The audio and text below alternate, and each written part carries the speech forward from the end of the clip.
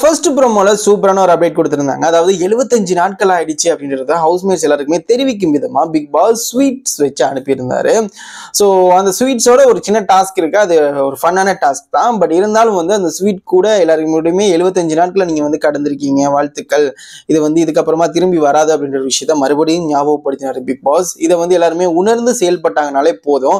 ஏன்னா இதுக்கப்புறமாவும் சண்டை சச்சரவுகள், நம்ம நிக்சன் மாதிரி வன்மத்தை இன்னமும் வச்சுக்கிட்டு இந்த 75 நாள் ஆயிடுச்சு, இதுக்கப்புறமாவும் அந்த வன்மத்தை நான் தீர்த்துதான் ஆகணும் அப்படின்ற ஒரு வன்மத்தோட நிக்சன் இருக்கிற மாதிரி இல்லாம எல்லா ஹவுஸ்மேட்ஸும் கொஞ்சம் கொஞ்சமா இப்ப புரிந்துணர்வுக்கு வர ஆரம்பிக்கிறாங்க. ஸோ கண்டிப்பா இந்த மாதிரி போச்சு அப்படின்னு சொன்னா சண்டையே இருக்காது அப்படின்ற மாதிரி தான் தோணுது. பட் இருந்தாலும் பார்க்கலாம், நல்லா இருக்கு, ஒரு ஹெல்த்தியான ஒரு கேமா இருக்கும் அப்படின்றத நம்ப முடியும்.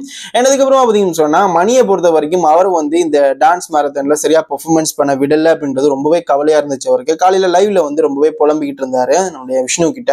ஸோ இந்த மாதிரி நான் ஆடவே இல்லை அப்படின்னா நான் 10 வருஷம் பின்னாடி போன மாதிரி இருந்துச்சு அப்படின்ற மாதிரிலாம் ரொம்பவே கவலைப்பட்டு சொல்லிக்கிட்டு இருந்தாரு அப்படின்றது குறிப்பிடத்தக்க ஒரு விஷயம். ஓகே गाइस, ஸோ இன்னைக்கு எபிசோட் எப்படி இருக்கு அப்படின்னு சொல்லி கூடிய சீக்கிரம் பார்க்கலாம். கண்டிப்பா நம்மளுடைய சேனலை சப்ஸ்கிரைப் பண்ணி வச்சுக்கோங்க. தேங்க்யூ ஃபார் வாட்சிங் அண்ட் குட் பை.